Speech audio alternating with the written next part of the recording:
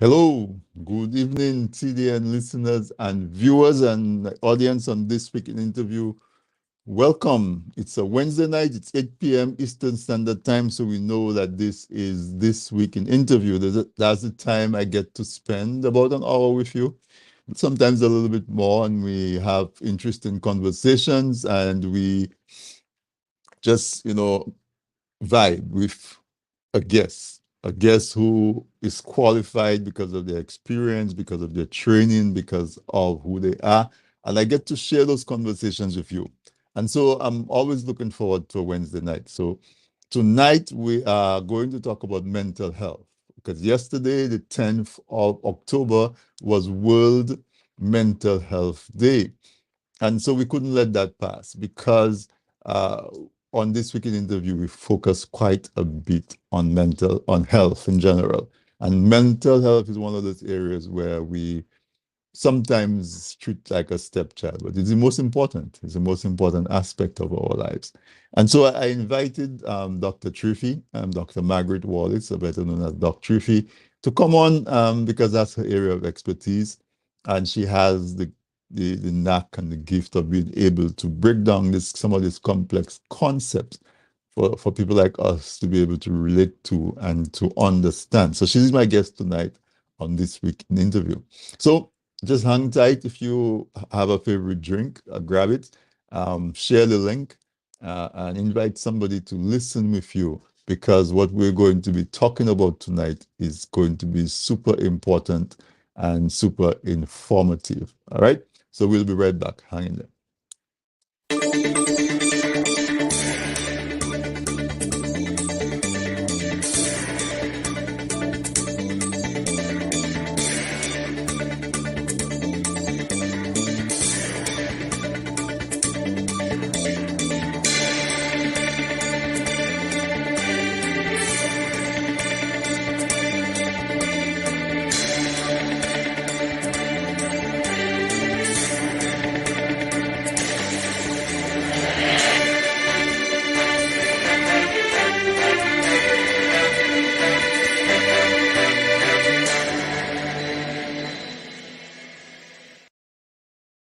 All right, welcome back. Welcome back. I hope you had the time to grab your drink. I hope you had the time to share the link, share the live, let people know that this week in interview is on.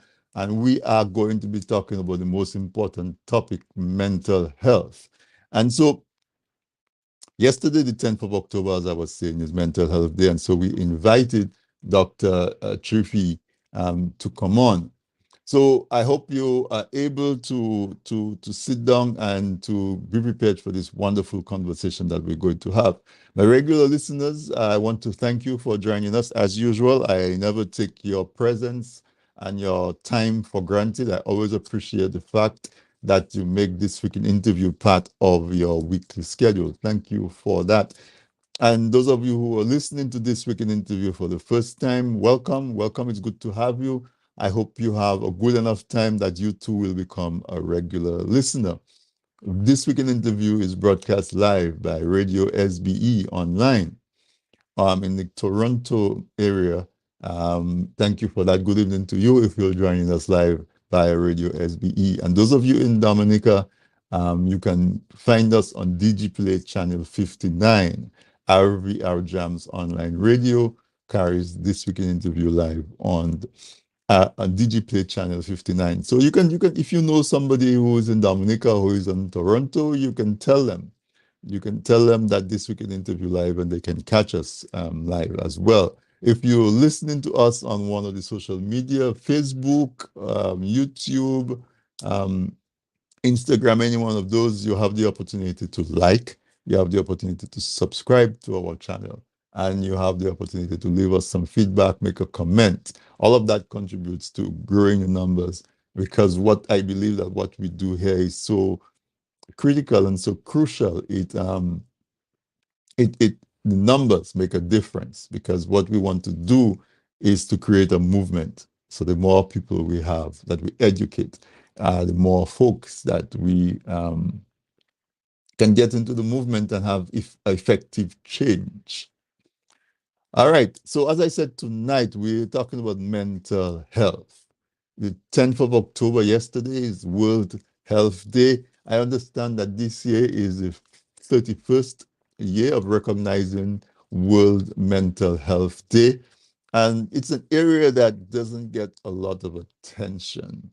Maybe because it's difficult to recognize maybe a gradual deterioration. By the time we realize that there's something going on mentally, it's already far gone. It's also an area that people don't understand. And normally, what we don't understand, we either fear or we stigmatize. And so, mental health issues have been greatly stigmatized. Nobody thinks there's something bad if you catch a cold, if you get a headache, if you get a fever. They don't say, well, it's your fault or whatever. They help you get better. They sympathize with you, tell you get well soon. When somebody notices someone maybe experiencing mental health issues, sometimes you don't know what to do. And because you don't know what to do, you feel helpless. And so sometimes society either strikes out, we deal with it in the wrong way, and so on. So tonight, I decided to bring an expert on in with us, someone who is trained, someone who has experience dealing with mental health, to help us to unpack the whole concept of mental health and what are the things that we should be noticing or not noticing about ourselves, about those around us. What should we be doing about our mental health to make sure that we can stay healthy? And so, a very warm welcome back to, as I call her on my when I was sending out, I said my favorite doc, and I are going to be talking mental health. So, Dr. Tripi, it's a pleasure to have you back. Um, I I look forward to this conversation. Welcome back to this week in interview. I think your mic is muted. Is There you my go. mic muted? Am I back? No, yeah. Thank you, thank you, thank you. I'm happy to be back. I'm looking forward to the conversation.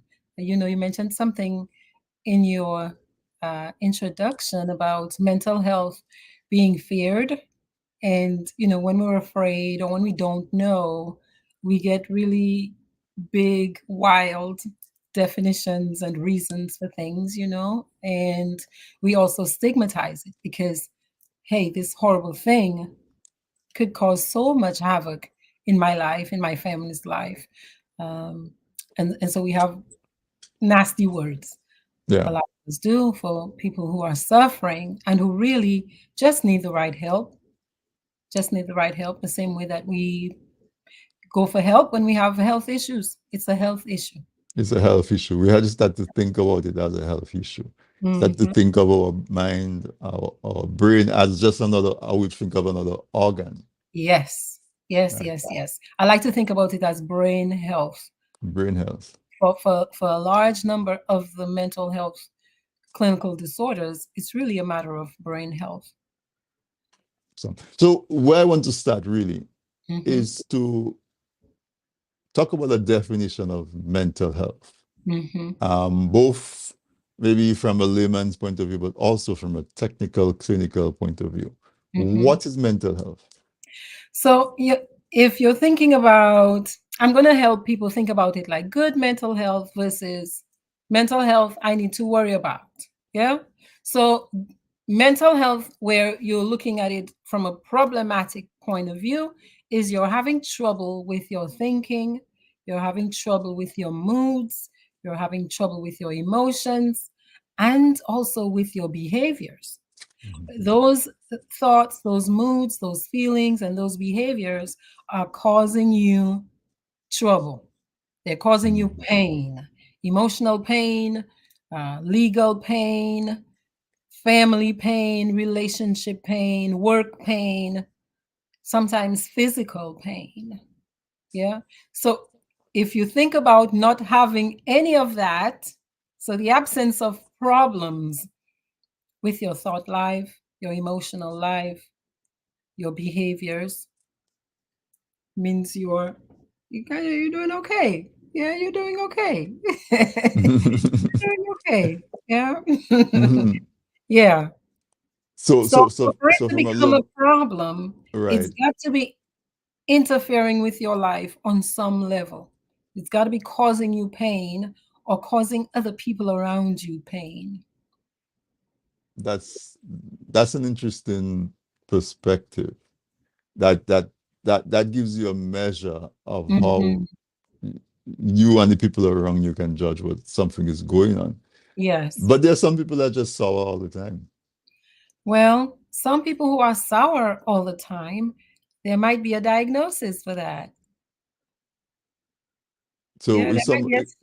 yeah, if somebody is just always someone that's pouring water on the party, someone who is always aggressive, abrasive, um, at what point do we stop and say, I wonder So if, we stop and say, I wonder if something is going on with that person's mental health when we feel pain living with them, dealing with them. We receive some of the negative impact of their behaviors, of their lack of behaviors. So Mhm, there are some behaviors that you just mentioned that are classic symptoms of perhaps underlying mental health problems.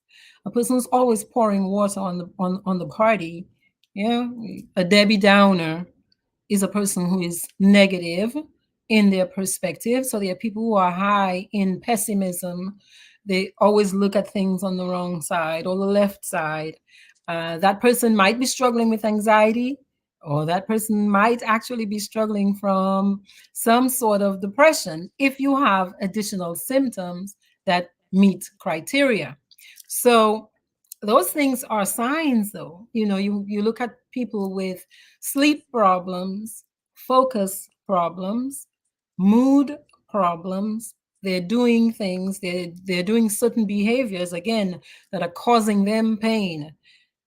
For example, if I'm smoking, if I'm addicted to cigarettes and I'm fine, I have enough money to manage my cigarette habit, nobody in my family has a problem with it. I'm not generating any pain. I'm not getting any negative feedback necessarily. But if I'm smoking cigarettes and my spouse does not like it, and we're in a fight every day about it, and I might lose my relationship because of it, then that nicotine addiction, mhm. because it will become an addiction, we can start classifying it as an addiction if I'm trying every possible way to stop and I'm not able to stop, although I'm at risk of losing my family.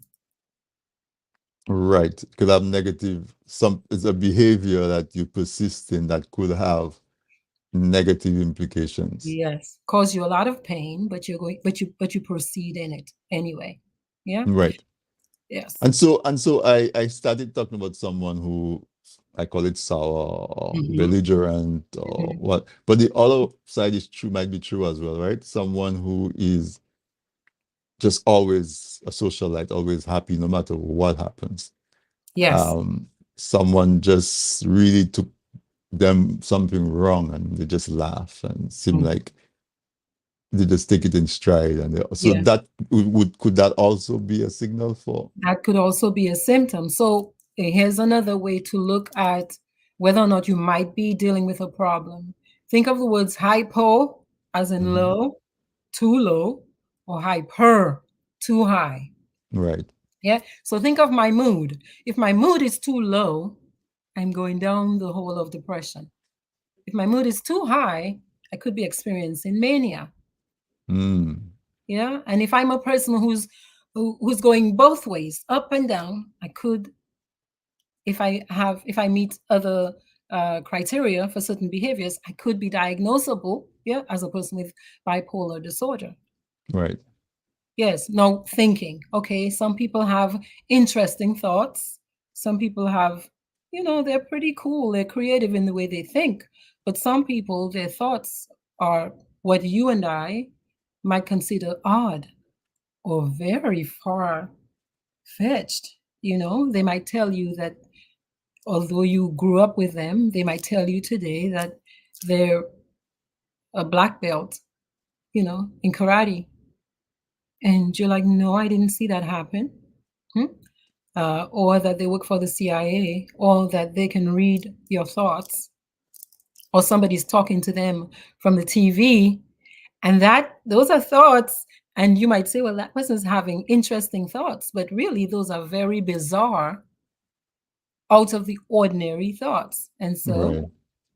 that's a signal that that person is experiencing, very likely, some mental health challenges. Right. Yeah. Yes. So a change in mood, a change in behavior, a change in communication. A change in thinking is very often a signal that you need to get your mental health evaluated. Right.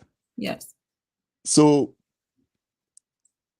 at what point does somebody say, all right, Anthony is different. He's been acting different. He's been acting weird. The Anthony I know is not that person. hmm Um, at what point is it just maybe somebody's going through an issue, or at what point do you say we need to try to address it? Okay, so you are correct. I mean, we're alive, we're human beings. Every now and then you go through something. Yeah, you break up a relationship, you lose a job, your finances took a hit, and so you might lose your house, somebody dies and you're grieving. Those things are transient, transitional periods in life. Hmm. They Hmm. don't last. Yeah, they don't Hmm. last. So I like to use 2 weeks as a bit of a gauge. If somebody was typical, their usual self, without any of these hyper or hypo symptoms, I might say, okay, we might need to go get some help. Yeah, we might need to go get some help. I know that it's hard in families if you're not sure what you're looking for. Right. But some common things to look for are the person's sleep. Are they hyper in their sleep or hypo? Did they suddenly start sleeping less or sleeping more? Did they suddenly start eating more or eating less? Are they concentrating, better? Are they okay with their concentration? Does it seem like they've lost their ability to focus? Their thinking. Are their thoughts clear? Is their speech clear? Are the words they're using clear? There are some people who, a word in Dominica, the word is gibberish. They might speak, they might mamote, speak. Namote. Hmm. Yeah, Hmm. you know, but it's unusual. It's unusual behavior in mood, in emotions, in thinking, and in actions. Yes, you have a child that's been a easygoing child, and this child suddenly starts mouthing off, throwing tantrums, not sleeping well, waking up in the morning telling you they had nightmares over and over and over again. Yeah, everybody has a nightmare once in a while, but your child starts complaining of nightmares on a consistent basis. You might need to look into it. Right. So look for changes. Look for changes that seem abnormal. Too Yes, much or too little. Too much too much eating, or too too little. little eating. Too much sleep, too little sleep, Yes. and so on. And so, I mean, we've been talking about noticing it in other people, but Mm-hmm. as part of our mental health maintenance, our own personal health maintenance, it will help if we know those things so we can observe things like that in our own lives, right? I agree. I agree. And some of us, depending on your views about yourself, if you think, well, I'm a strong person, I can do anything. I can survive anything. Sometimes we minimize the impact of stress in our lives. There are some people, as I said earlier, who have a predisposition to mental health problems, as in they might have a close relative with a history of, depression, schizophrenia, something like that, right? But there's some of us who, when we face a challenge in life, we experience mental health problems. Yeah. Like I said, you Right. lose a house that you invested so much money in. It's gonna hurt, and sometimes it takes a little while to recover from that kind of thing. See, so we have to be paying attention. We have to We be have to pay paying attention to ourselves. So, to ourselves. so like the way I think about it, I'm a mechanical engineer. I worked in a plant. Hmm. And so one of the things that I would do is when the plant is running perfectly, Yes. everything is going well, I will walk through the plant and Mm. listen to all the equipment. Yeah. It's like equipment, each of them have their own voice. They have, Yes. you know, Yes. you walk past and you know what that motor sounds like, you know what, Yeah. you know, this compressor sounds like. Oh, you just walk through the plant. And Yes. it it came a while that I would be able to walk next to a production line and say, oh, this equipment is not due for routine maintenance, but it Yes. sounds different. So Yes. what I'm saying is that we have to know what is normal Yes. so that we can recognize when there's a change. We have to know what we are like typically.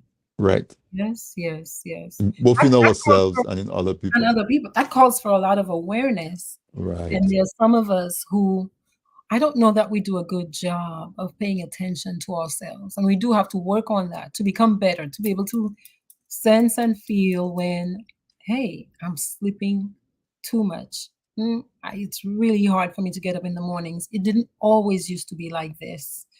I think too, when you have support, like social support, you have family members, you have people who care about you, who mention something to you, pay attention because often the people around us are like mirrors for Right. us. In a mirror, you can't necessarily, you can see yourself from a certain perspective, but they're seeing you from here to here. They really have a different view of you. So I think it's reasonable to listen to the people who are around you, who love Look you. for signals. See how people react to you. Yes. So if you have a friend who pretty much likes to be around you, and Hmm. all of a sudden you find that person avoiding you, Yes. it may be something with them, but it might as well be something with you. Like, And sometimes some people actually tell us, but some of us can become anxious about it. And so we become defensive about it.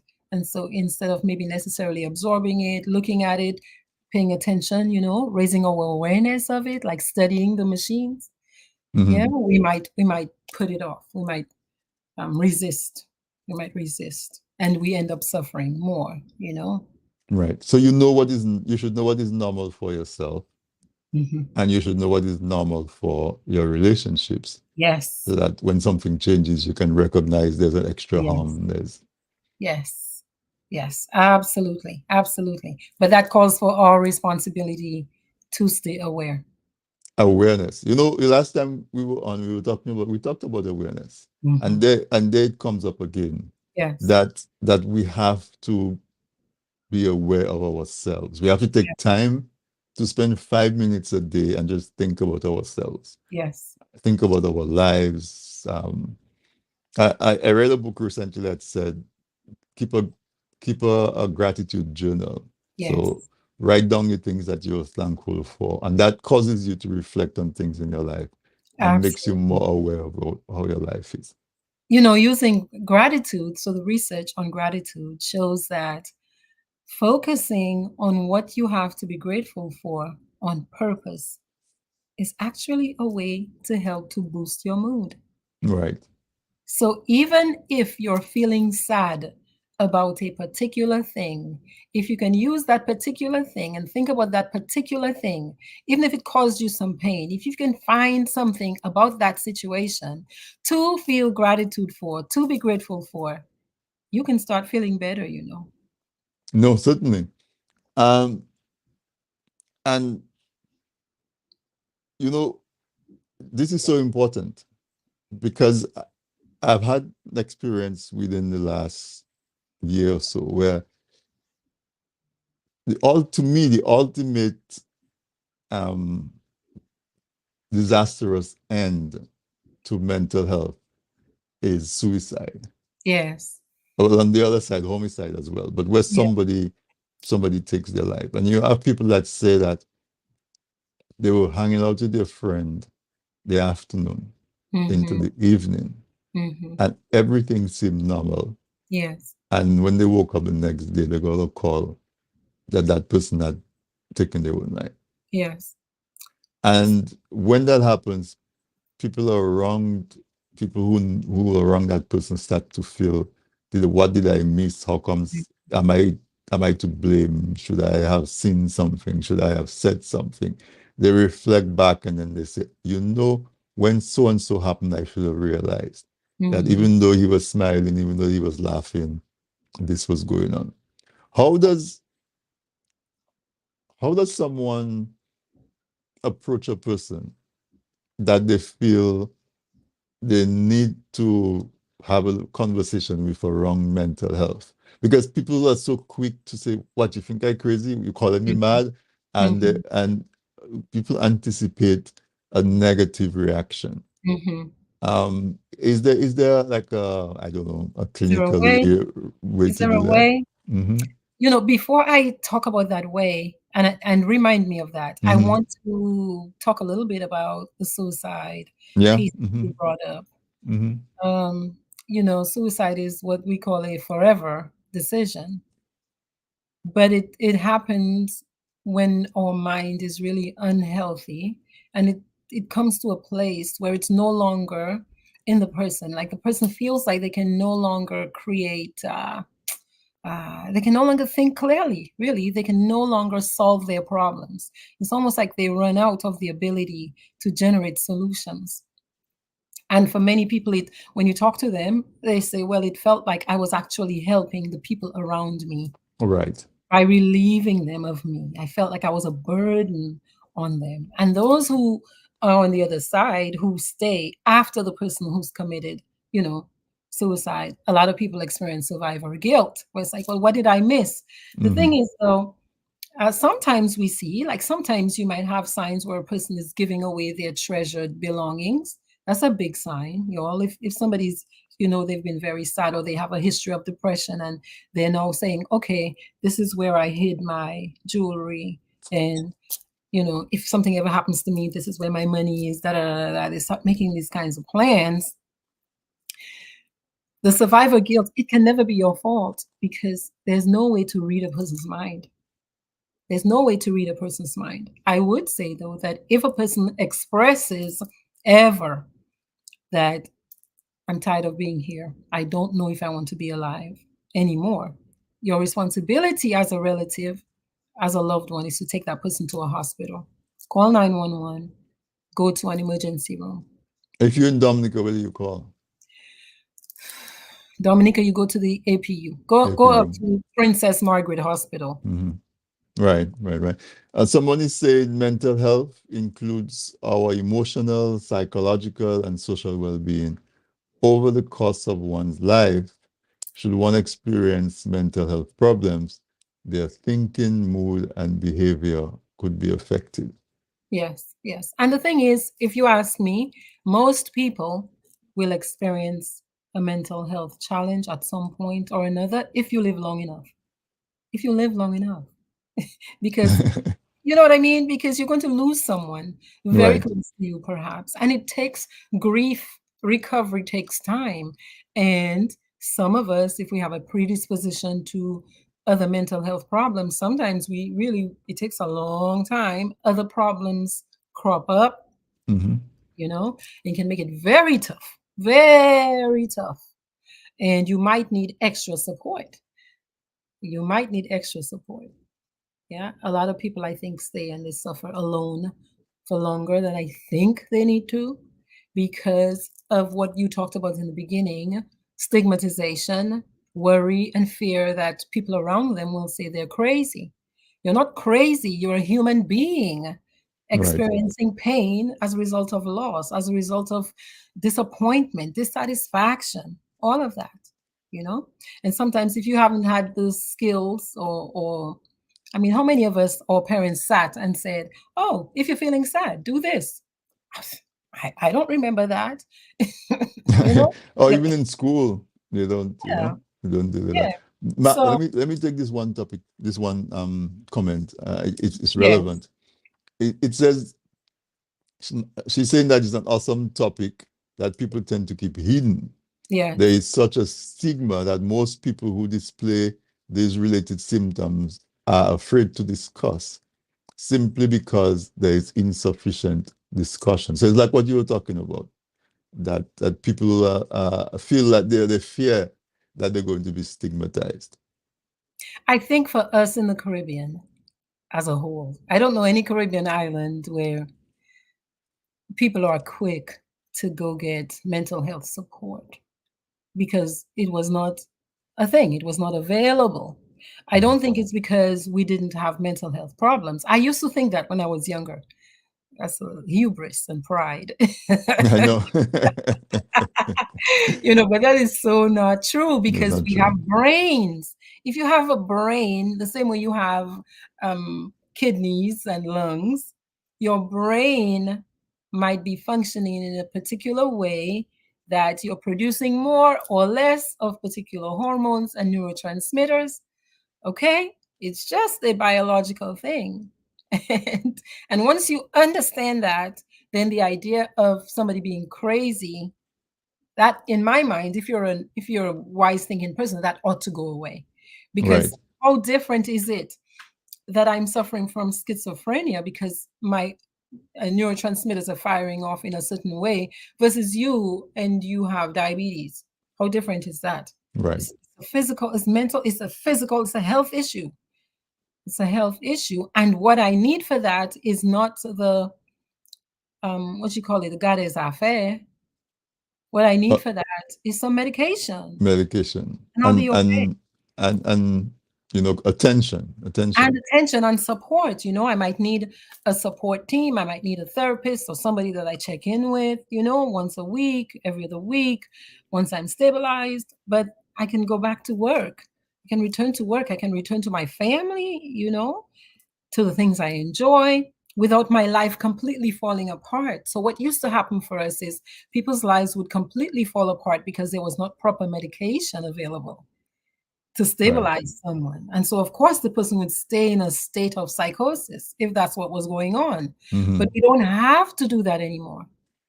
That is not necessary anymore. So if one of the reasons we become mentally ill is because, again, biology, we have our genetic makeup, we have family members in our past whom, even if we didn't know that's what it was, they were suffering from mental health Mental problems. health. Okay. Yeah.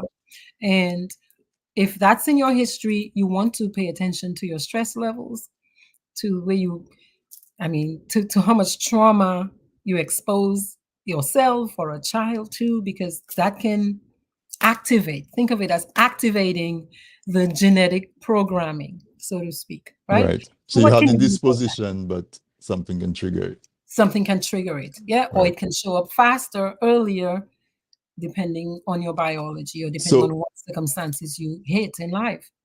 so what I hear you saying is that part of being aware of Hmm. yourself is also being aware of your risk. And if you Hmm. have family members who have suffered mental health, then you know there's that possibility. So therefore, you should, point focus, you should take precaution not to expose yourself to triggers. That's the same way, like now, we're aware that our grandmother had diabetes. So now we might go vegan early in Mhm. life. Yeah, Right, we might really cut back on the sugar early in life. It's the same thing because it's a health issue. It's a health issue. It's a right, health issue. right.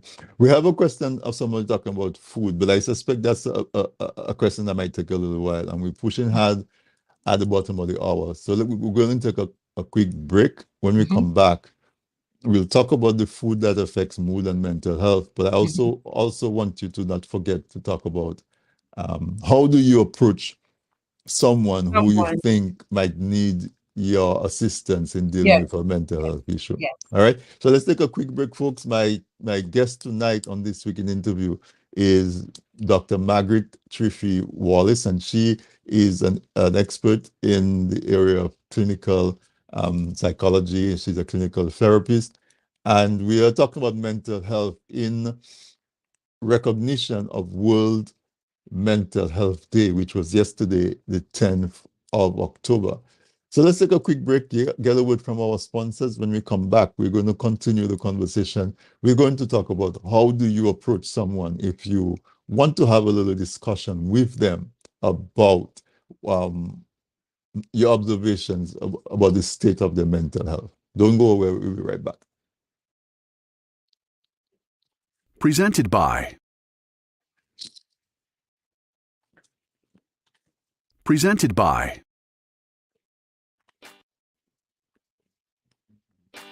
People say I've got a great smile. Well, I have to say, this is all thanks to the professional team at Beacon Dental Group right here in Dorchester, Massachusetts. I've got world-class dental care.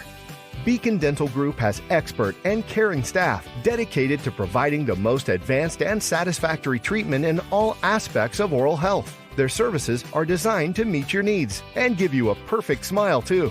General checkups, cosmetic surgery, Gemini laser service, and advanced procedures, all in a state-of-the-art facility. Call or visit Beacon Dental Group today, 1026 Blue Hill Avenue, Dorchester, Massachusetts, or call 617-282-2146 for a smile that lights the world.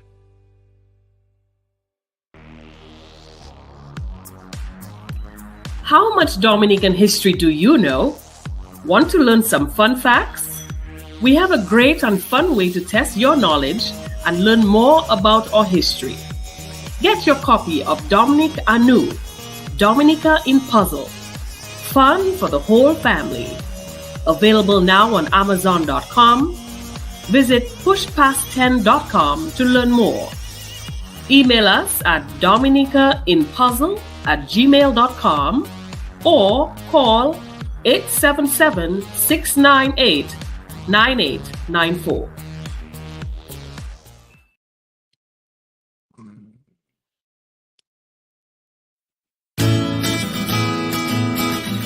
If you live in Canada, the US, and the UK and are looking for Dominica products including cocoa sticks, bay rum, coffee, soaps, crafts, and other popular Dominica items, then look no further. You can now shop on BuyDominicaOnline.com, a secure, easy-to-navigate website selling a wide variety of Dominica-made and Dominica-inspired products. When you shop on BuyDominicaOnline.com, you are helping to grow Dominica's economy. Go to BuyDominicaOnline.com and enjoy home away from home.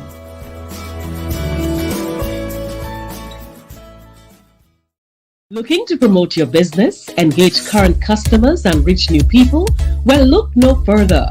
From the basic presentation to a fully fledged advertisement, use your video ads to attract customers. At Man's Audiovisual Productions, we do just that. We produce videos for business and event promotions, product demo videos, animated explainer videos, fundraiser ads, and much, much more. Engage your clients and sell online. We customize the video to match your brand design. Guaranteed to play flawless on all devices, including smart TVs. Contact us at telephone number 203-690-4342 or 767-245-6238. Visit our website, mansaudiovisual.com. or email us at derekvideo@gmail.com.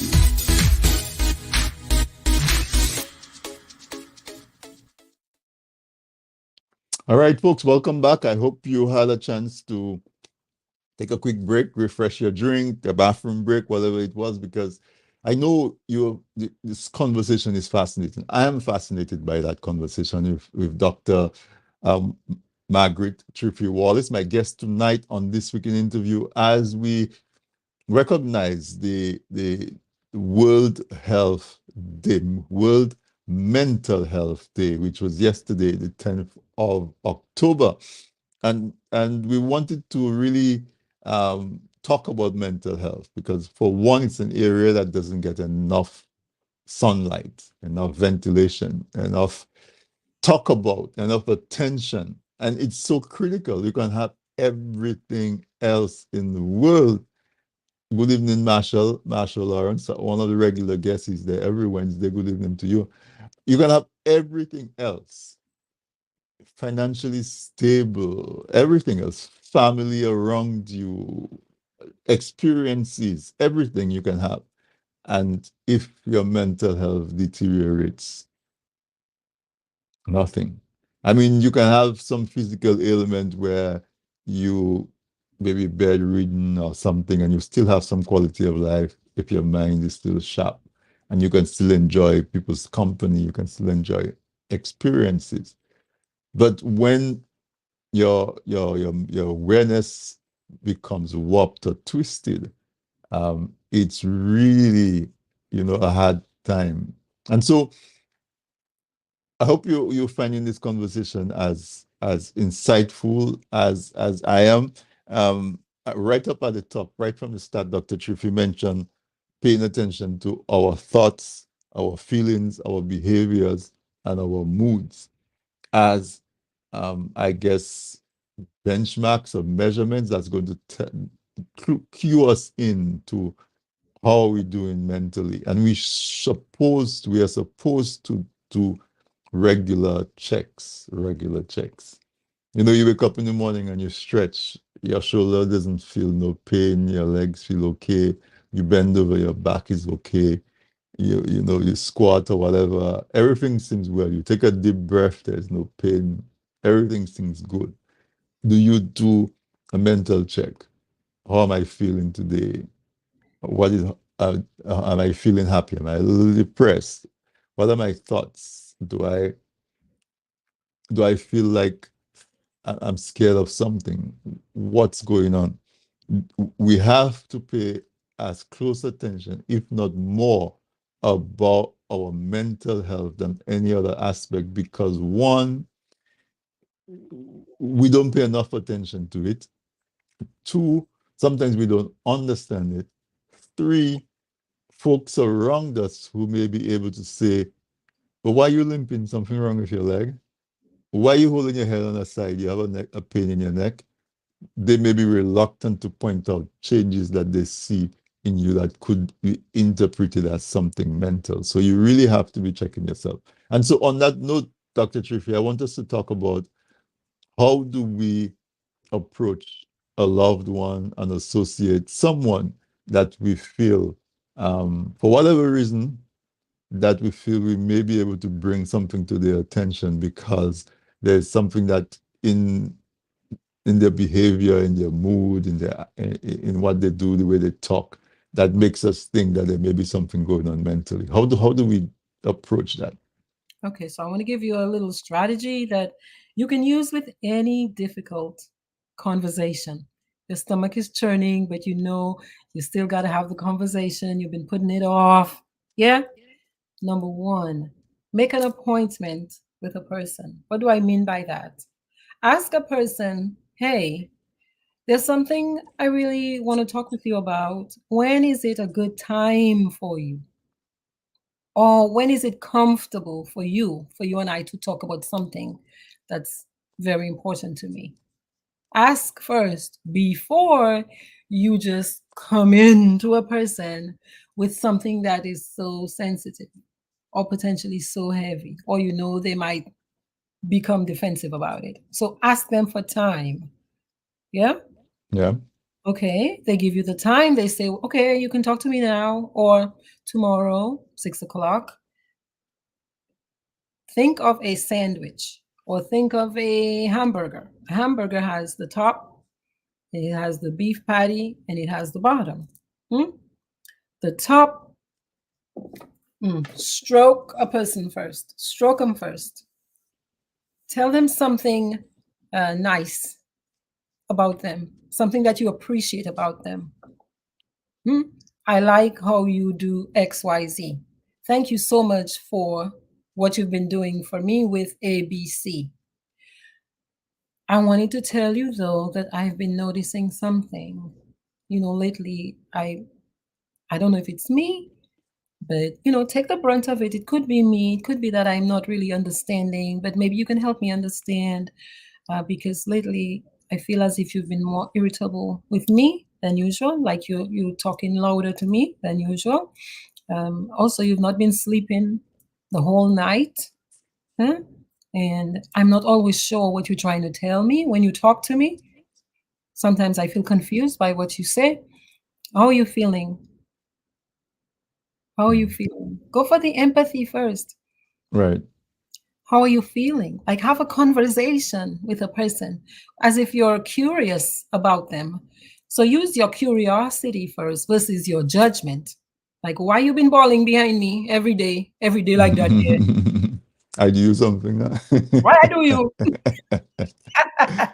understand the difference? Like this, you're coming in soft. You're coming in for a soft landing. You already asked the person for permission for you to even use their time. If the person is, most of us, when we're not feeling good mentally, we're irritable, in mood. Look, our blood close to our skin. We don't want to hear much. We don't, we don't want to talk much.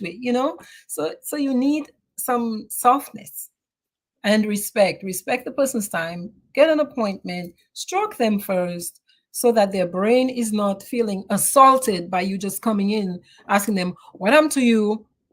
What I do you? So long.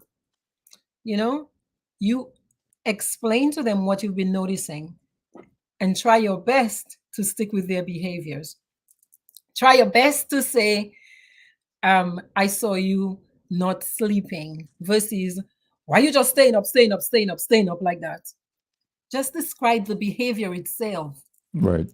You're just making noise in the house all night. I noticed that when I woke up at 2 o'clock to use the bathroom, you were pacing the floor at night.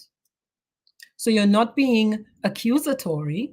You're just describing what you notice. Right. Ask the person how are they feeling. Have a conversation, person to person, and offer now on the bottom. What do you think about us going to talk to somebody about it? And the base is you offering support. And what can I do to help us do that? What can I do to help you feel better? Because in the meat of your conversation, they might have told you, well, I just broke up with so-and-so, or my money is tight, or I don't know, I just feel confused. I can't concentrate. I'm just feeling bad and sad all the time. You ask a question. Hey, what can I do to support you? How can I help you feel better? How can I help you do better? If it's your kid struggling, the child's been having tantrums or nightmares or whatever, get to the meat of things. Same thing. Have a little look, knock on a person's brain before you talk to them about difficult things. Don't just barge in. Don't just barge in. A lot of us do that. Don't do that. Because that's almost private space. Very much so. And it's like you can't even, it's not as if you have a seal, from your thoughts. It's like your thoughts just go everywhere and you're like, I just need my space. Why are you just coming in telling me something so personal? You didn't even ask me how I'm doing, if I'm okay, and you're coming in with all of that, So and those are real reactions that people get for real. Yes. Yeah. Stroke a person first. First, make an appointment. Get their time. Get their attention first before you come in. Tell them something nice about what you're appreciating, what they're doing. Even if they've been keeping you up all night, say it's your spouse they're in a state of psychosis and they've been keeping you up all night because they're walking the floors. Just still be gentle. And after you've told them what it is you need to tell them, like think of it like the medicine. You apply the medicine. Then, when we used to go to the doctor, to the nurse, and they would give us a little shot. First they rub the area, then they stick the shot, then they rub it again. Right. So think of it like that, So the person, you don't leave the person wide open, feeling like they just came and they just asked me this and they left me on my own. They're not even asking me if they can give me a ride to the hospital or nothing, So you want to at least offer some support if you're going to come in there and ask a person that kind of question. So what if the person said, no, I'm fine. What is okay in terms of coming back again and again? At what point do you? Oh, that is really tough because there are several mental health problems where people will tell you, you're the one that's crazy. You're mad. Leave me alone. You're bad. You don't like me. You understand? You remember in the beginning, I talked about the level of pain, like pain. If that person's behavior is causing so much pain and disruption, say, to the rest of the family, we might have to have an ultimatum in there. That's how a lot of people go to therapy. Because somebody says, I'm not dealing with it anymore. You have every right to do that, but it's too much for me. I can't handle it anymore. Therefore, this is what I'm going to do. I can't control you. I've asked you 3 times to get a therapist. I understand you don't want to go. You have every right not to go. But I have a right also to feel good. And you understand? So I'm going to do this. And if you don't want me to do this, that's okay, but let's do that. Let's go to a therapist. Sometimes you have to physically take your person to the hospital. If the person is threatening to hurt themselves or hurt somebody else, or if they're in a state of psychosis, where they're paranoid, they're telling you people are out to get them, they're telling you they don't trust you, when normally you're their closest person. This is off. It's time to get to the hospital. You might, if you're over here, you call 911. In Georgia, there's a mobile crisis, a mental health crisis line you can call, and they come to your house and do an evaluation in the house, and they help you decide, does the person come with them, or is it okay for them to still stay home? Right. Okay, yeah, those are valuable practical tips. And I hear you say be empathetic, but be firm. Yes. Yeah. Okay. Yes. Be empathetic. Of course, ask a person how they're doing, as opposed to telling them something. You just told them, I noticed this. How are you doing? And it'll open up. At least you increase the likelihood of opening up a conversation where you can support the person better. So the Havis is saying the stigma of mental health is incumbent on all of us to be vigilant.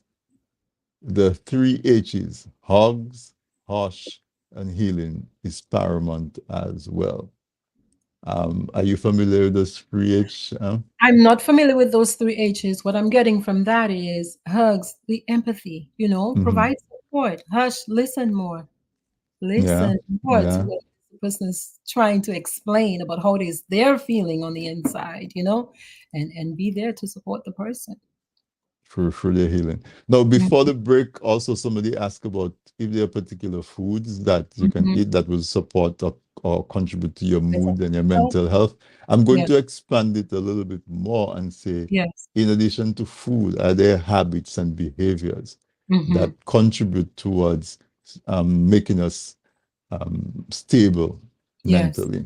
Okay, so there is actually something called nutritional psychiatry, and there's there's a growing list of providers who are paying attention to food and mental health.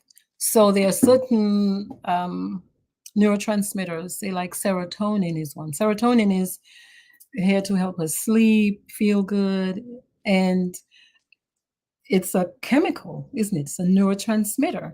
So food is definitely going to impact your level of serotonin. No, that's not my area of specialty, but it is important. And food does play a part in mental health, in some mental health problems.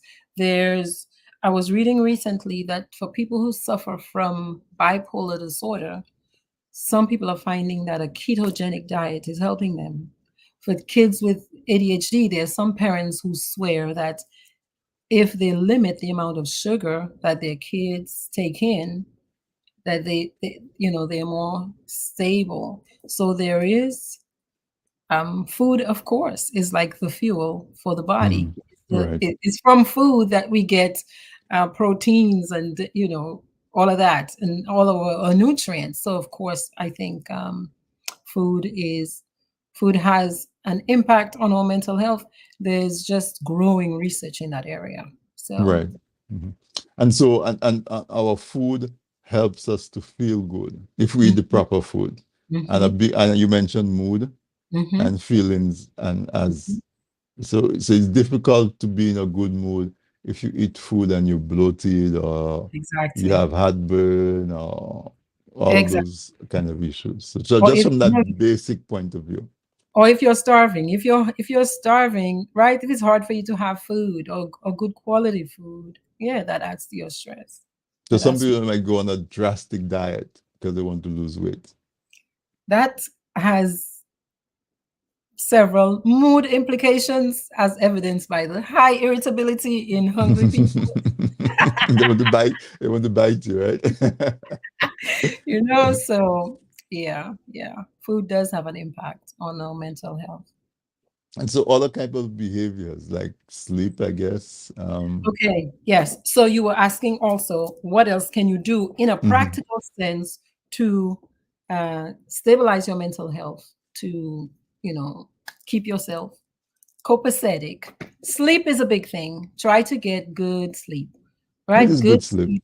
Good sleep is rested sleep, Mhm. restorative sleep, because there's some of us who suffer from, say, breathing problems. Yeah, apnea at night, and we think we're getting enough sleep, but we still wake up and we're groggy, we're discombobulated.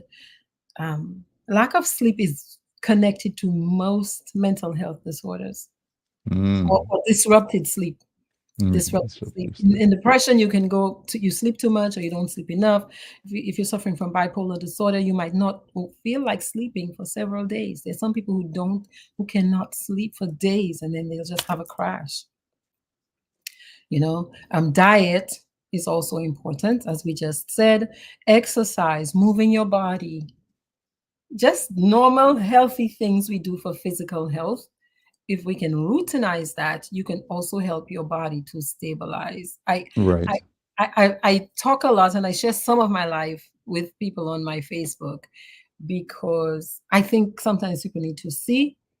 I'm honest when I literally say that I moved through a year and a half of grief from 2021, right?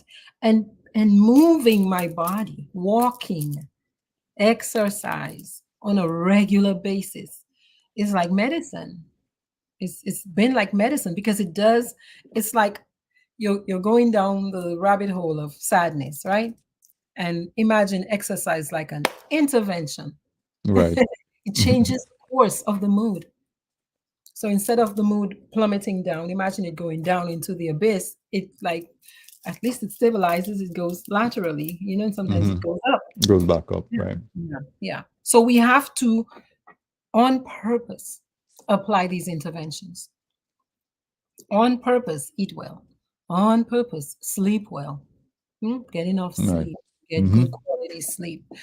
I do, and so again, for many of the mental health disorders, people have to be prescribed strong sleep aids, or else it's I just, have a personal experience with that. I had a loved one who went through a period of yes, mental issues, yes, and he could not sleep. yes, And it yes, went on for maybe 2 or 3 weeks yes, until we brought him to a new doctor. That was in yes, Dominica too. And the mm, doctor gave him Valium, yes, yes, yes, and he fell asleep and slept for like 2 days and yes. woke up completely clear. Yeah, sleep is so important. If you're not getting enough, I'm telling you, yeah, it is not good for your focus, your concentration. I mean, people become delirious, it is not good. It is not good. Wow. And so, in terms of maintaining good mental health, Hmm. um, is it like while you're healthy and you're aware, should you develop because we haven't mentioned the word stress, but all of what we're talking about is a way of managing stress. And Absolutely. so should we be identifying the things that help us to release stress? Yes, And sir. and so if an event happens, we deliberately know, okay, I have to go, I have to make time to do that because that's how I release my stress. Yes, sir. Here's the thing. Every body is different. Right. So the way I might relieve my stress is to take a walk around the lake. For you, it might be to go play cricket. Or play a game of cards with someone. What you do is you develop your, you have that in your back pocket. Learn yourself, that awareness you talked about earlier. Learn where you're just humming. Learn when you're in your sweet spot. Yeah, learn that. Learn how to meditate when you're feeling good. Learn how to exercise when you're feeling good, when everything is okay, and learn the impact those things have on you. And just know, okay, these are my go-to coping skills. Your mine is not my number one is travel. Right? Travel, moving around, walking around, going out in nature, listening to music, meditating. Yeah, social support, hanging out or talking with people I know who love me back. Yeah, we have to know these things, and it's like knowing, like what do you call it, you know what your car needs if it breaks down. Yeah, you know, and you have to learn those things. It's about building up your awareness, it's about understanding your value. Yeah, and knowing that it's your responsibility, because you can stave off a lot of the bottoming out if you apply the intervention early enough. Same thing for a lot of these mental health disorders. A lot of them get worse because, say, you have a child who's from childhood, kind of that mental health disorder is cooking. They hit teenagers and nobody's really paying attention. Attention.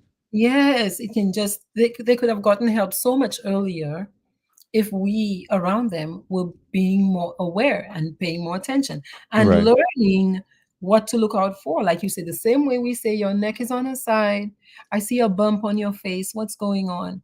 Noticing changes in our people's thoughts, the way they're expressing themselves, their moods, their behaviors.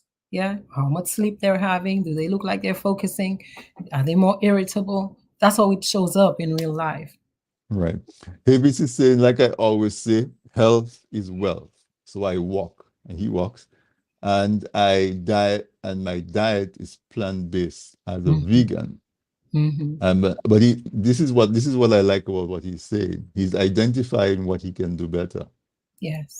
I just need to learn to drink more water, and Mind his business. and my and mind his business. I like that. Oy.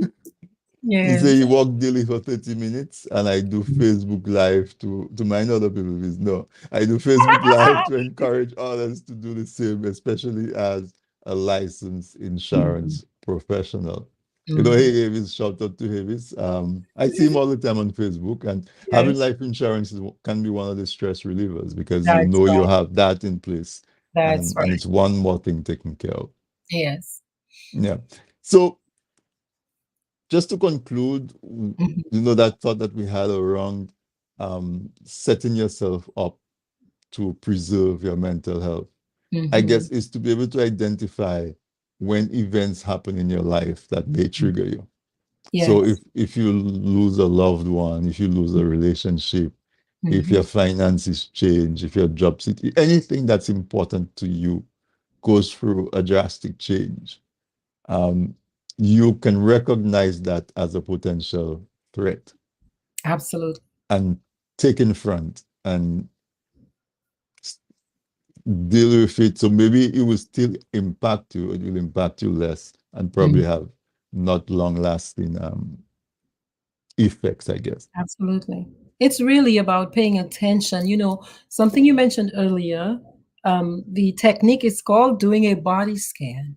So you wake up in the Mm, morning and you just get a sense of, how am I feeling? Do I have right, physical pain? That's one thing, but do I have any emotional pain in my body? So you might wake up and, like you say, somehow today you're feeling afraid, but you're like, but what do I have to be afraid of? Investigate it, like raise your awareness about it. What might I be feeling afraid of? Oh, I forgot, the school called about my child last right. week. I have to Mhm. go this coming week. Whatever it is, pay attention. My chest is feeling tight. My throat, why do I feel like crying? But sit with yourself. Meditation is such a powerful strategy on so many levels, body, mind, spirit levels. Yeah. I don't care how you do it, but set some time aside to learn how to use it and not to learn how to apply that strategy to your life. Yeah, you have prayer. A lot of us depend on prayer. That's powerful. Some people say, well, prayer is like you're talking more, and meditation is you're listening more. Get quiet. Right, right, right. Yeah. Didi is saying, take a break from news and social media if it causes you stress. Absolutely, it's your job. So here's the important part. If it causes you stress, If it you causes you must stress. learn what causes you stress, and We you'll must feel it in know your body. who causes you stress Who as well, and right? what? Who and what? And you have a responsibility as a wise adult to eliminate your sources of stress. Now, in our families, that's hard to do because we can't just cast our family members Yes, we can. aside. No, but Yes, you can, but after attempts at at them, fixing it, right? Yeah. yes, to interventions. Yes, yes, yes. So- Yes, can. You know, some of us think, well, because it's my mom. I mean, some people have the most horrible parents, the most horrible siblings, most horrible relatives. Leave them over there, love them from afar. You've got to learn how to do that. You'll see them at the wedding and at the christening. yeah. What I say is that I didn't have a choice in choosing you, so I don't have to take responsibility too. No, no, you Yeah. don't. No, you Yeah. don't. No, you don't. So what Didi said, I'll give you an example. I used to listen to a lot of, just progressive radio. Mm-hmm. And when you listen to progressive radio, they're on the next issue. Yeah. And it's good information, it's good to Mm-hmm. have. And about maybe 6 months ago, Yes. I put my radio on a jazz station. And so the only thing I listen, almost the only thing I listen to in the car right now is jazz. And you're not aware that all of that consumption of Mm-hmm. maybe not negative information, but stressful information is having an Yes. impact on you. It And is stressful information because think about it. Sometimes it's the words that you're hearing. So you're hearing words about difficult times. Your brain is creating pictures of these words. Yeah, it's almost like the word hits you, your brain creates images in your Mhm, mind. Anything I see, I'm going to have a response to it. So if in my brain I imagine the thing they're talking about, right? If somebody was measuring your blood pressure, there'd be changes. right. There'd be changes. So it is important what we listen to. Mm. I tell people Eh, guard all your portals, your nose, your eyes, your ears, right, everything. right. And it creates that internal thing that results. And you said it's all about chemicals. It So is. different input triggers the release of different That's it. chemicals. That's Yeah. it. Different words. I mean, words have so much power on the brain. If I see the word joy right now, my body's going to do something different than if I see water Right. or Or if I see war. Or, rage yeah. or war Hmm. or peace, Yeah. There have been studies of sound on water, and the water creates different structures. Wow. Yeah, Okay. based on the words. Yeah, that the researcher uses on the word on the All right. water. So we've exhausted our hour. Went Mhm. by quick. It But did. I think we got a really nice and deep um, you know, treatment of mental health. Mhm. Um, on a level at which we can actually apply. So what's your thoughts, what's your feelings, what's your moods, what's your behaviors, and those around you. But Mhm. I really want to stress yourself because we talk about being aware of what causes you stress, being Mhm. aware of your reaction, be aware of incidents and events that can most likely trigger a stressful situation. And Mhm. so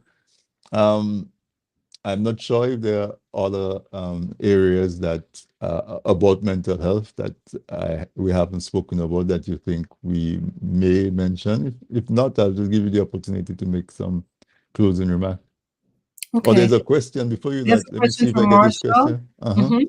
Why do some persons seemingly live normal until that aspect of mental disorder suddenly pops up? So we might think that it's sudden, but sometimes it's cooking. Think of it as cooking. Yeah. If a person has a biological genetic predisposition, and how you know that is if you have a very close relative who has a history of even something similar. It doesn't Right. have to be the exact thing, then your risk is higher. If you're living a very stressful life, your risk is higher. Some people might have that genetic predisposition, but if they didn't face any traumatic events or big stress that could probably trigger it, they kind of maintain, for the rest of their life. But there's no one particular answer to that. Right. As Right. to why, as to the So yeah, why. it might be an event that triggered it, or it might be a build-up, as you said. Hmm. Right. Hmm. The idea though is to be observant, and if you see something, um, you Is to know, be observant and to know that there are certain things where it's way past time to go to a hospital. If there's suicide, if a person is saying I'm tired of life on any level, it's time to go to a hospital. If a person is paranoid, they stop trusting you. They tell you people are after them. Yeah, they're very, very afraid. Hi, they can't be in their body. There are some people cannot, it's just so overwhelming for them, the amount of fear they're feeling in their body. It's time to go to a hospital. If they're telling you they're seeing stuff and you're like, no, I don't see it, or they're hearing, tasting, smelling, it's time to go to a hospital. Don't try to deal with it at home. the one area I know we're about to close, but there's one area that popped in my head that I think Mhm. maybe might be worth mentioning is the use of substances and other coping mechanisms. So a while ago we spoke about deliberately, while you're healthy and feeling good, Mhm. developing a good habit or a routine that helps you to relieve stress. Mhm. Because in my mind, if you don't do that, you might default to alcohol, you might default to smoking or some other drug Yes. or some other behavior Mhm. that makes you feel good in the moment. Mhm. Would you want to spend a little bit of time just talking about that substance use or behavior use to Yeah. where people maybe try it works for a little while until it doesn't work, I guess.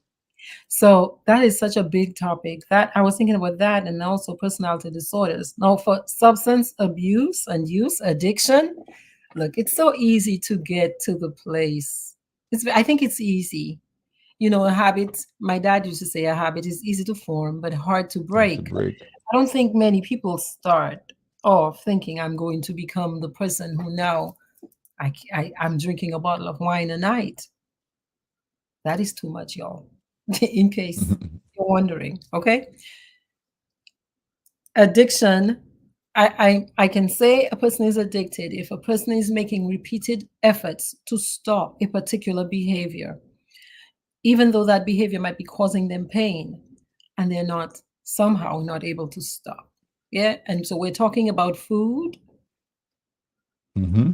talking about smoking, we're talking about drinking, we're talking about drugs. Yeah. We're talking about random sex. Hmm. Yeah. We're actually even talking about there are certain people who are, you call them like almost like loveaholics. Like you're just in relationship after relationship after relationship, and almost needing to, even though that those situations are causing you pain, you know.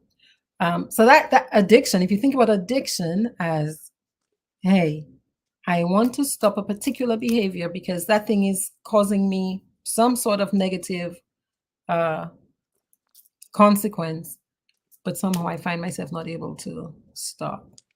You need help. You need support. You need support. There is support available. Addiction is not an easy road to walk. It's For not an for the addict as well as for the people around them. oh, yes, for the addict as well as for the family and the people who love them, because it causes so much chaos.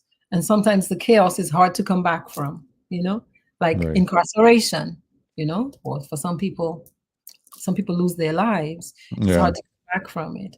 But there is support, there is help. Um, if where you are you don't have much support, I would encourage you to go online, this is another area where a lot of us experience shame, a lot of shame. It's hard for us to say such and such is struggling with an addiction. But that again is very brain based. It's very brain based. There are some people, they might never get addicted. Their brain doesn't work the same way. Right. Brain doesn't work the same way.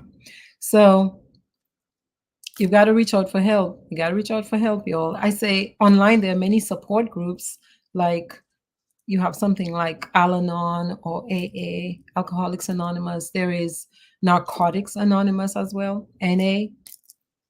And those groups are all over the world. I'm sure that after the pandemic, many of them are still doing groups online. So they can just you can just Google, and they're all free. You can join in via Zoom on many of these. With substance abuse recovery, there's a lot of benefits in moving through it with a crowd of people on the same path. It's tough.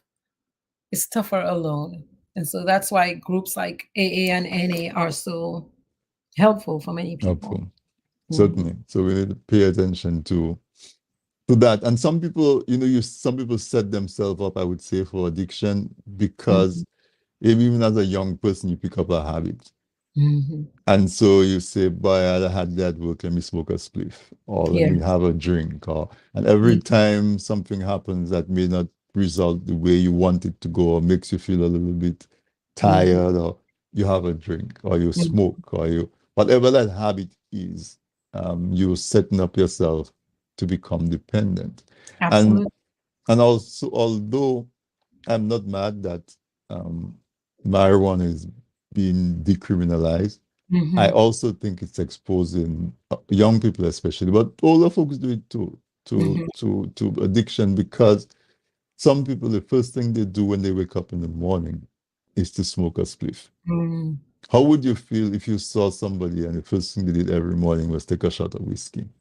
You would think that is a problem. So why isn't it a problem if the first thing you do every day is to smoke a spliff, or the last thing you do every night is to smoke a spliff because you say it helps you relax? Think about it as alcohol. Somebody is drinking alcohol, and the last thing they do every night is to take a shot of whiskey or a shot of rum. When I look at it in that context, it's frightening because there's so many people that are developing that habit. A lot. And for me, I worry too about psychosis. I'm sorry to say that there's a percentage of people who will develop psychosis when they use cannabis. Yeah. And we've seen it. I mean, I remember growing up in Dominica, and there was this young fella who was about my age, who was a friend of the family, and he did a lot of it, and it was hard for him to get back to himself. It was very hard for him to get back. Some of them never come back. Never come back. Yeah. There are examples of guys that they were quite on the normal path, and and intelligent fellas, and fell off the wagon. It's tough. It's tough. It's easier to leave it alone. Before starting, just don't start. Exactly right. Yeah. Sorry. Yeah. Because you don't know how you go. Especially if it's a novel drug, you don't know how your body, your brain is going to react. And it's a brain response. It's a brain response. It's not about your willpower. It's a brain. It's a chemical response, and very few of us. I mean, I don't think I'm stronger than my brain, because I know that brain when I'm ready to fall asleep, except if I use some sort of drug, right? Some sort of other chemical, I cannot stop it from falling asleep. Right, exactly. And to wake up, except if I use another intervention, I must wake up. When I'm hungry, it's the same thing, So what are you going to do? You're going to fight the brain? Yeah, you're in for a lot of work, Definitely. So I've indulged you enough. 20 minutes past the hour. But this was a wonderful conversation. Yes. Always, though, when I have you on. We got very good interaction from the audience, so they seem to enjoy it as much as us. So I want to say thank you. I'm going to give you the opportunity to make some last remarks, but I want to say thank you as well. You are welcome. You're welcome. Last remark is, look, y'all, you're worthy of a good life. You're worthy of a good life, a complete life. And so if your physical health is good, I think you must make strong efforts to maintain your mental health, and to, once you get to a place of stability, like even like beef up and learn how to become even sharper. Yeah. Right. So Havis is saying highly educated people with intelligence have mental illness because of academic pressures. It's just the same principle. It's just a level of stress. If you think about Yeah. pressure is stress. So if you have predisposition, you have a vulnerability to it. Even if you're intelligent, it's not about smarts, it's about brain chemistry. Right. So brain chemistry plus high stress, And probably if they're that high achieving, they probably sleep less probably sleep less, and there's a lot use of, caffeine or other things to stay up. And yeah. yes. So you could be low IQ, high IQ, Right. rich, poor, white, black, whatever. You have vulnerability based on your biology. You have vulnerability based on your stress levels, what you're eating, what you're not eating. Right. Mhm. And as you said, recognize what stresses you. And so Mhm. if your stress is that you were trying to make straight A's every time, no matter what, that's the stressor.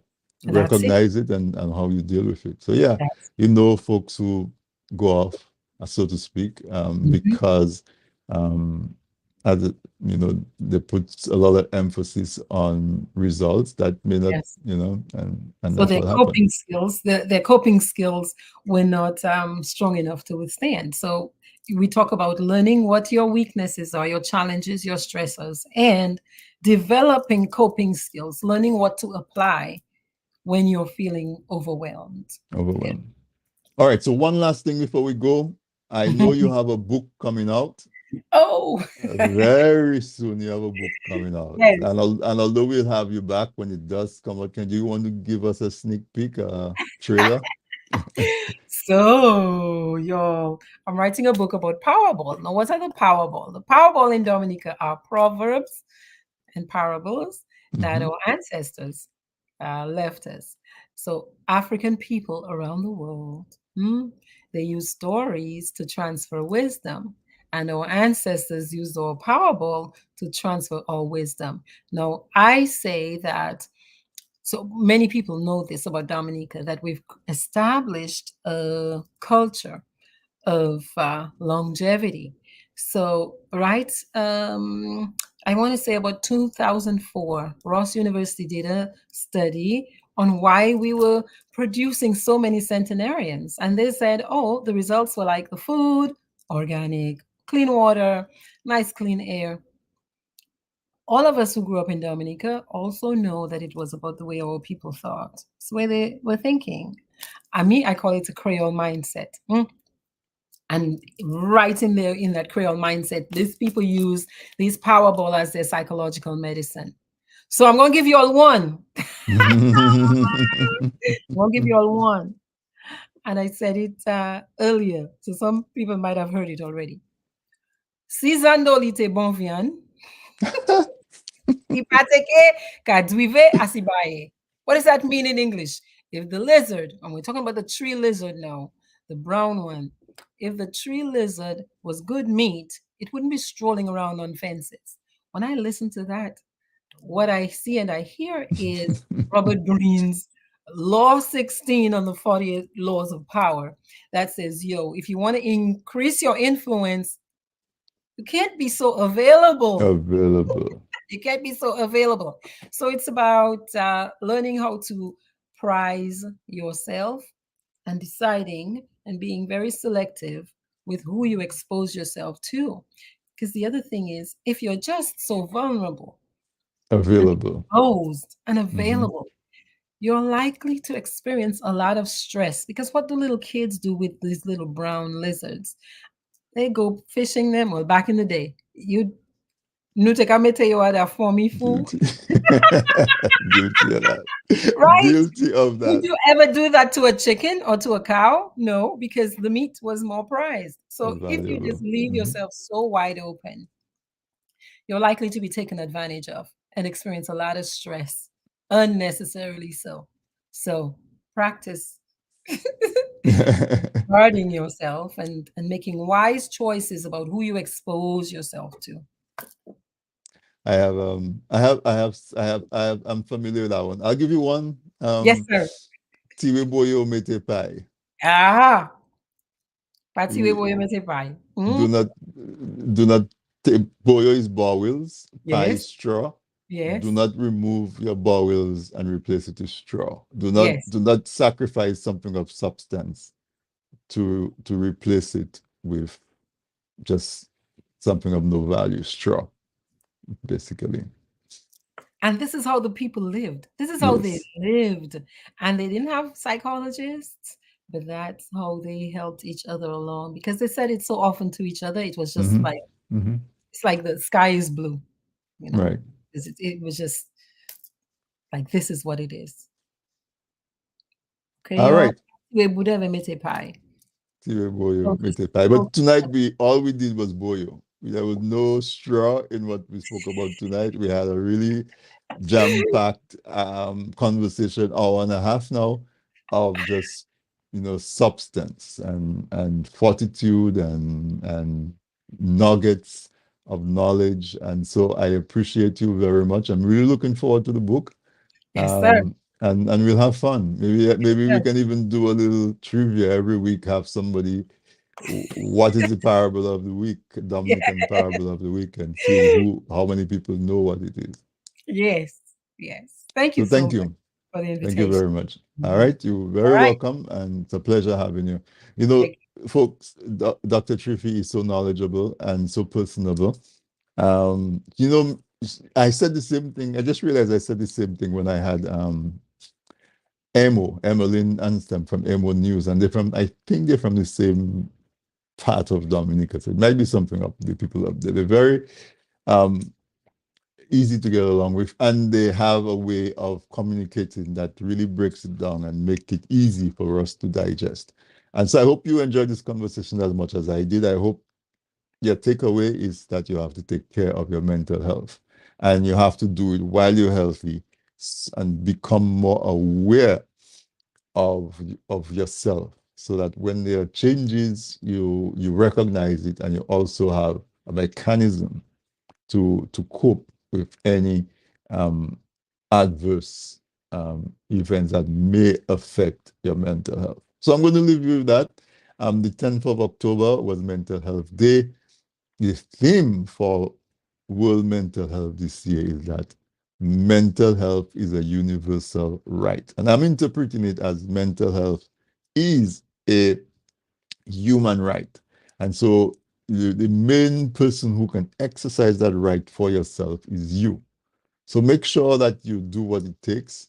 Make sure you're aware of your mental status. Make sure that if you feel like you need help, that you're not ashamed. There's no stigma associated with um, you expressing help. The same way, if you slip and twist your ankle, you don't feel ashamed that you need to get a bandage or you need to soak it in some kind of salt water or something. It's the same way you shouldn't feel that, you know, there's something going on that's affecting me. I should seek some help. Don't be ashamed and don't stigmatize anybody who has mental health, because all we're doing is driving them back into themselves when what they really need is more expression. So my thanks to my guest tonight, Dr. Trifi, and the folks in the back who make this weekend interview possible. Thank you so much for setting up great interviews. Thank you to my audience for staying with us through the hour and a half. I hope you come back next week, Wednesday. The month of October, as we said, has quite a few going on in mental health. We also have Food Day, which we are going to deal with. Next time we have Breast Cancer Month, I think. Yeah, also in October. So we have quite a few more in store for you. So folks, have a good night. Enjoy the rest of your week. Come back next week, Wednesday. Let's spend an hour together and enjoy each other's company. Good night, everyone.